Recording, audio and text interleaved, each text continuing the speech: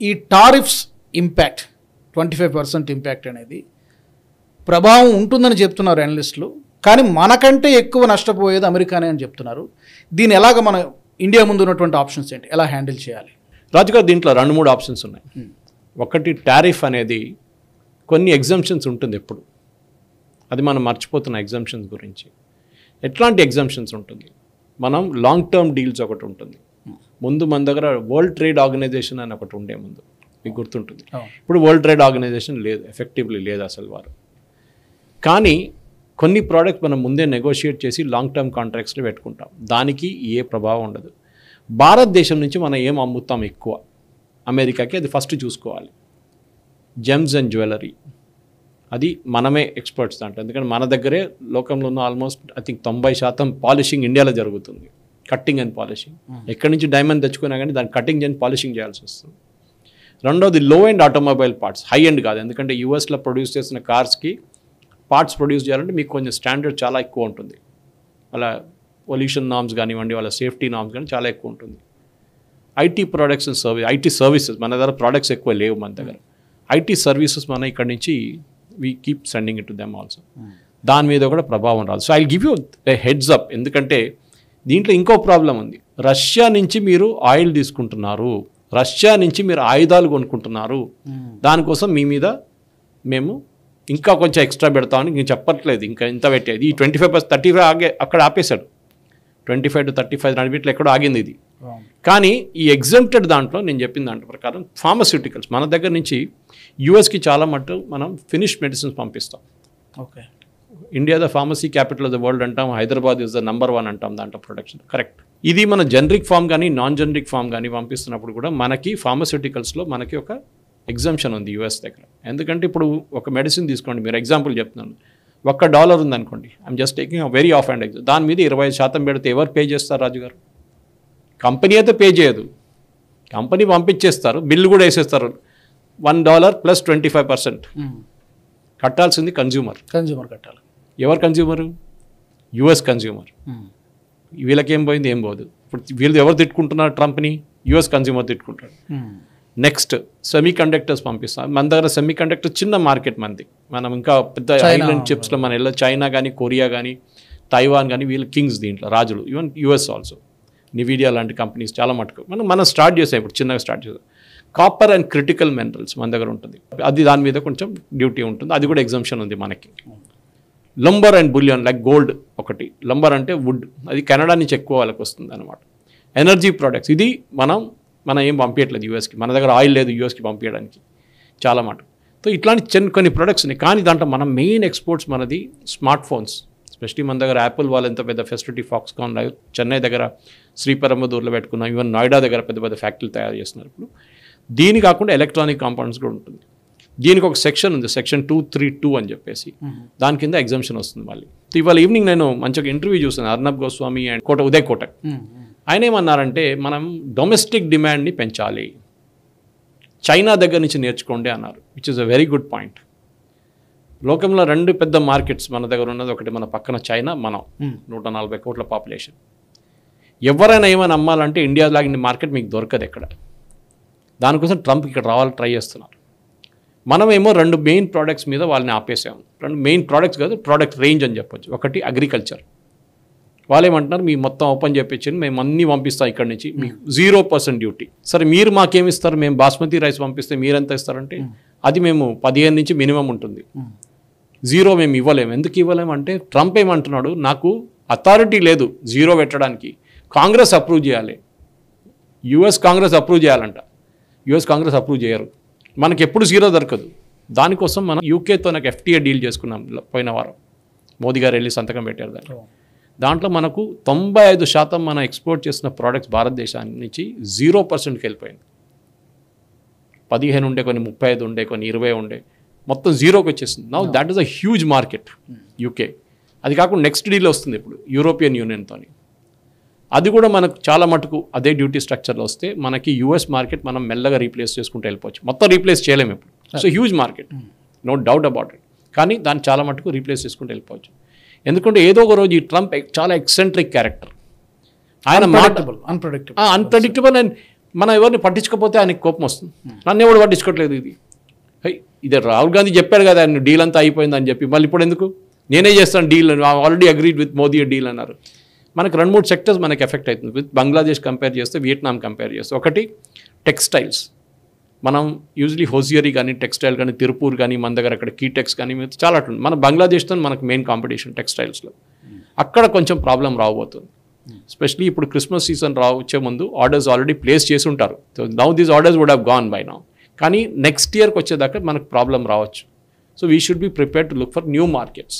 Europe ఉండొచ్చు, దాంట్లో UK ఉండొచ్చు, ఎక్కడైనా న్యూ మార్కెట్స్ చూసుకోవాల్సి వస్తుందని. జెమ్స్ అండ్ జ్యువెలరీ మీకు ఆల్రెడీ చెప్పాను. మనం అక్కడికి ఎక్స్పోర్ట్ చేసిన ఒక $9 నుంచి $12 billion every year. That we can take care of it. Textiles ఏమో $10 బిలియన్. దాట్ ఆల్సో ఈవెన్ 20% పడిపోతే కూడా వీ కెన్ బి కంఫర్టబుల్. ఇంకో కొత్త మార్కెట్ చూసుకోవాల్సి వస్తుంది. కానీ టర్బో చార్జ్ చేయడం చాలా ఇంపార్టెంట్.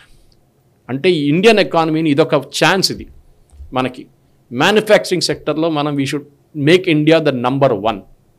అది చాలా ఇంపార్టెంట్. ఈ ఛాలెంజ్ని అవకాశంగా మార్చుకోవాలి. That is the most important thing. So ఇది భారతదేశం దానికి చాలా మటుకు ఎలిమెంట్స్ ఉంటాయి. దాంట్లో ఒక సబ్సిడీ ఎలిమెంట్ ఉంటుంది. ఎందుకంటే మన దగ్గర ఇప్పుడు ష్రింప్ ఎక్స్పోర్ట్ ఆంధ్ర వైపు నుంచి ష్రింప్స్ పంపిస్తారు. ఇప్పుడు నేను నిన్న ఒక ఇంటర్వ్యూ చూసాను అక్కడ ఆల్ ఇండియా ష్రింప్. వాళ్ళు ఏమంటారు మాకు ప్రాబ్లమే లేదు, కొనుక్కుంటారు వాళ్ళు. ఇదే రేట్లో ఎక్కువ ఎవరు ఇవ్వలేరు, మేము ఇచ్చే రేట్ కన్నా ఇంకా 20% పెడితే కూడా మాకు తక్కువ ఉంటుంది రేట్ అని. అది ఈవెన్ యాపిల్ వాళ్ళు చెప్పారు. భారతదేశం నుంచి మీరు డ్యూటీ పెడితే కూడా, వియట్నాం నుంచి మీరు డ్యూటీ పెడితే కూడా still it is cheaper than making a phone in the US phones కన్నా తక్కువ ఉంటుంది రేట్. ఎందుకంటే వాళ్ళ శాలరీ చాలా ఎక్కువ అక్కడ, వాళ్ళ కాస్ట్ ఆఫ్ లివింగ్ ఎక్కువ ఉన్నప్పుడు శాలరీ కూడా ఎక్కువ ఉంటుంది. ఆ శాలరీ ఎక్కువ ఉన్నప్పుడు ఏమవుతుందంటే మీకు న్యాచురలీ ప్రోడక్ట్ తయారు చేస్తున్నప్పుడు పర్ అవర్ మీ బేసిస్ మీకు కార్ కానివ్వండి, మీరు ఫోన్లు కానివ్వండి, ఏది తయారు చేస్తే మీకు కాస్ట్ ఇంక్రీజ్ అవుతుంది. సో దానికోసం మ్యానుఫ్యాక్చరింగ్ యూఎస్ నుంచి వెళ్ళిపోయింది almost. US is a dead manufacturing today. మన ఎకానమీ డెడ్ అంటున్నారు కానీ వాళ్ళ ఎకానమీ ఎప్పుడో డెడ్ అయిపోయింది. Steel they were the most competitive ఉండే ముందు స్టీల్. ఇప్పుడు స్టీల్ వైప్అవుట్ అయిపోయింది యూఎస్లో. కార్ మ్యానుఫ్యాక్చరింగ్ చాలా మటుకు మెక్సికోకి వెళ్ళిపోయింది, లేకుంటే అటువైపు కెనడాకి వెళ్ళిపోయింది. మళ్ళీ చైనా వాళ్ళు వచ్చి డంప్ చేస్తున్నారు దాని మీద. ముందు జాపనీస్ కూడా ఉండే, ఇప్పుడు జాపనీస్ ఇప్పుడు కూడా ఉన్నారనుకో. యూఎస్లో ఉన్న ఈ ఇన్సెక్యూరిటీ అని చెప్పొచ్చు ఇప్పుడు ట్రంప్ది. అందరితో నేను 90 రోజుల్లో 90 డీల్ చేస్తున్నాను అని చెప్పిన మనిషి ఇప్పుడు దాకా 5 డీల్ కూడా చేయలేదు. అందరూ నా మాట వినాలంటున్నాడు కానీ ఎవరు మాట వినలేదు. ప్రాబ్లం అదే. నేను చెప్తాను, ఎగ్జాంపుల్ ఇస్తాను రాజుగారు. యూరోపియన్ యూనియన్ దగ్గర ఏం చెప్పారంటే మేము అగ్రిమెంట్ సైన్ చేసుకున్నాం, వాళ్ళు మా దాంట్లో $500 బిలియన్ ఇన్వెస్ట్ చేస్తా అన్నారంట.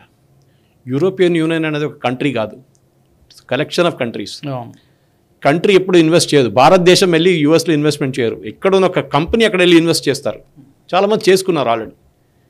యూరోప్ దగ్గర అడిగారా? వాళ్ళు అంటున్నారు మా దగ్గర, జర్మనీ అంటారు మా దగ్గర అడగలేదు, ఇటలీ అంటారు మా దగ్గర అడగలేదు. ఎవరి దగ్గర అడగకుండా అనౌన్స్మెంట్ ట్రంప్ చేసేసాడు. ఇదే నేను మోదీని మాట్లాడాను, మోదీ సరెండర్ చేస్తా అన్నాడు, మోదీ వార్ ఎండ్ చేస్తా అన్నాడు.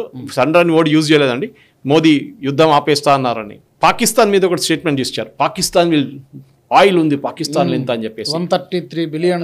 నేను ఇవాళ దాని గురించి I was reading in New York టైమ్స్లో చదువుతున్నాను. కొన్ని సంవత్సరాల నుంచి వింటున్నాం అన్నమాట. అది వాళ్ళేమంటారంటే పాకిస్తానే పరేషాన్ అయిపోయారంటే ఇంత మాదర్ ఇంత ఆయిల్ ఎక్కడి నుంచి వచ్చింది. ప్రాస్పెక్టింగ్ అనేది ఇంకోటి ఉంటుంది. మన దగ్గర కూడా కృష్ణా గోదావరి బేసిన్లో ప్రాస్పెక్ట్ చేసినప్పుడు వస్తుందని చెప్పారు ఆ రోజు. ఫైనలీ డిగ్ చేసిన వచ్చాడు. ఇప్పుడు అండమాన్స్ అంటున్నారు. మనం దానికన్నా ముందు బాంబే హైలో ఇప్పుడు కూడా నడుస్తుంది, కృష్ణా గోదావరి నడుస్తుంది. మీరు 100 ఆయిల్ డ్రిల్స్లో 100 డ్రిల్ చేస్తే వెల్స్ దాంట్లో 2లో ఆయిల్ వస్తుంది. ఇది నార్మల్ ప్రాస్పెక్టింగ్. సౌదీ అరేబియా కానీ వాళ్ళకి ఇంకో ఫీల్డ్ ఉంది, వాళ్ళకి ఆయిల్ ఫీల్డ్స్ ఎక్కువ ఉంది ఆ సైడ్, ప్రాస్పెక్టింగ్ బాగుంటుంది. మన దగ్గర అంత లేదు. పాకిస్తాన్ కుంటే మనకు ఉండాలి కదా అరేబియన్ సీలో, ఇంకా చుట్టుపక్కల గ్రాన్ ఆఫ్ కచ్లో ఉండాలి కదా, అక్కడ మారదు కదా ఎక్కువ జాగ్రఫీ. సో ఇది ట్రంప్ చేస్తున్న స్టేట్మెంట్. ఏం లేదు, ఇండియాకి పాకిస్తాన్ ఆయిల్ అమ్ముతారు అని చెప్తున్నారు. అంటే మన మీద ప్రెషర్ తీసుకొస్తున్నాడు. రేపు చూడండి పాకిస్తాన్కి ఆయిల్ మీకు అమ్ముతాడు, మనం ఎందుకు కొనుక్కుంటామండి? ఫస్ట్ ఆఫ్ ఆల్ పాకిస్తాన్ అది 20 సంవత్సరాల తర్వాత తెలుస్తుంది ఏమో వస్తుందా లేదా అనేది కూడా. సో ఇట్లాంటి స్టేట్మెంట్తో మనం చూస్తుంది చాలా మటుకు. ఇంజనీరింగ్ గుడ్స్ చెప్పాను, capital goods, solar equipment for example, అది కూడా కొంచెం దెబ్బతింటుంది. నో ప్రాబ్లం, మనం ఏం చేయక్కర్లేదు. రాజుగారు F-35 కొనమంటున్నారు మన దగ్గర. నిన్న ఒకటి క్రాష్ అయింది యూఎస్లోనే, $100 మిలియన్ పోయింది ఒక ఎయిర్క్రాఫ్ట్కి. మనం ఎందుకు కొనాలండి? మన రష్యా నుంచి కొనకూడదంట, ఆయిల్ కొనకూడదంట. యూరోప్ ఏమో జయశంకర్ గారు చెప్పినట్లు మేము ఒక నెలలో కొంటుంది, యూరోప్ ఒక రోజులో కొనేస్తుంది అని చెప్పేసి. యూరోప్కి ఏమైనా చేసుకోవచ్చు, మనం చేయకూడదు. మనం కంట్రీని మన దాని ఎకానమీని కాపాడుకోవాలంటే లోయెస్ట్ ఎక్కడి నుంచి దొరుకుతుంది అక్కడ తీసుకుంటాం మేము. రష్యా నుంచి ఇప్పుడు కాదు కదా డిఫెన్స్ ఎక్విప్మెంట్ కొనేది, ఎప్పటి నుంచో మనం రష్యా నుంచి డిఫెన్స్ ఎక్విప్మెంట్ కొంటున్నాం. What is so wrong with this people? I don't understand. అదే గతంలో తల వంచినట్టుగా ఇప్పుడు భారత్ సకం కావట్లేదు అనేటువంటి ఫ్రస్ట్రేషన్. మిగతా అన్ని జపాన్ తల వంచారు, European union except Canada and China and Poland ఇటువైపు, కానీ వాళ్ళు యూరోపియన్ యూనియన్ కింద వచ్చేస్తారు.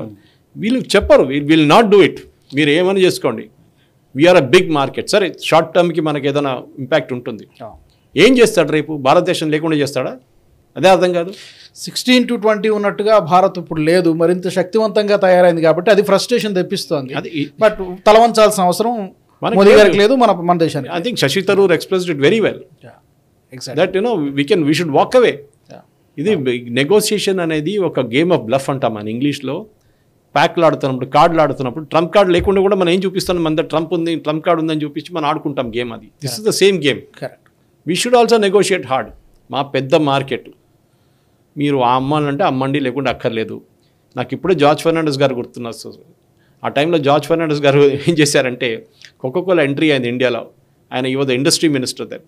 ఏమన్నారు జార్జ్ ఫెర్నాండెస్ గారు, మీరు సీక్రెట్ ఉంది కదా మీ అది మాకు చెప్పండి, మేమే ఇక్కడ తయారు చేసుకుంటాం, మీకు లైసెన్స్ ఇచ్చేస్తాం అని చెప్పారు. కోకోకోలా వారు ఎప్పుడు వాళ్ళు సీక్రెట్ చెప్పారు, దాని మిక్స్ సీక్రెట్. ఏం చేశారు? బ్యాన్ చేసి పడేశారు. ఇమ్మీడియట్గా థమ్స్అప్ కానీ కెంపకోలా కానీ ఆ టైంలో ఉన్న కోలాస్ అన్నీ గ్రో అయింది. ఇప్పుడు కూడా భారతదేశంలో థమ్స్అప్ ఇన్ని సంవత్సరాల తర్వాత కోక్ వచ్చిన తర్వాత కూడా వాళ్ళు కొనుక్కున్న ఆ బ్రాండ్ని వాళ్ళు దాన్ని ఫినిష్ చేయడానికి చాలా ట్రై చేశారు, కానీ ఇప్పుడు కూడా థమ్స్అప్కి డిమాండ్ ఉంది. Slowly the killing it coke. So రేపు ఇదే యూఎస్ కంపెనీస్ని ఇక్కడ బాయ్కాట్ చేయడం మొదలు పెడితే ఏమవుతుంది? మనం చేయకూడదు. We are a mature nation. McDonald's బంద్ చేయడమా, ఏవో కాంగ్రెస్ ఎంపీ చెప్పినట్ల, లేకుంటే కేఎఫ్సీ బంద్ చేయడం కాదు అది. బట్ ఇండియా అనే ఎకానమీలో మీరు ఇక్కడ అమ్మాలంటే ఇట్స్ అ హ్యూజ్ మార్కెట్. మీ ఆపర్చునిటీ మీకు ఎక్కడ దొరకదు. That is very simple as that. And Trump has to realize ఇది ఒక లాంగ్ టర్మ్ గేమ్ ఉంటుంది, ఆడాల్సిందే. మనం కూడా ఆడుకుంటాం వాళ్ళతో. తాత్కాలికంగా ఇబ్బంది ఉండొచ్చు కానీ లాంగ్ టర్మ్లో మనల్ని రెస్పెక్ట్ చేస్తారు. ఎగ్జాక్ట్లీ. ఎవడైనా బెండ్ అయినప్పుడు ఇంకా వాళ్ళ తల మీద ఎక్కి కూర్చుంటారు వాళ్ళ. అది ఈ వీడియో మీకు నచ్చినట్టయితే లైక్ చేయండి, 10 మందికి షేర్ చేయండి. అలాగే కామెంట్ల రూపంలో మీ అభిప్రాయాలను మాతో పంచుకోండి. Nationalist hub group of channels ను సబ్స్క్రైబ్ చేసుకుని తెలుగునాట జాతీయవాద జర్నలిజాన్ని ప్రోత్సహించండి. ఈ వీడియో కింద ఉన్న బెల్ ఐకాన్ పై క్లిక్ చేయడం మర్చిపోవద్దు.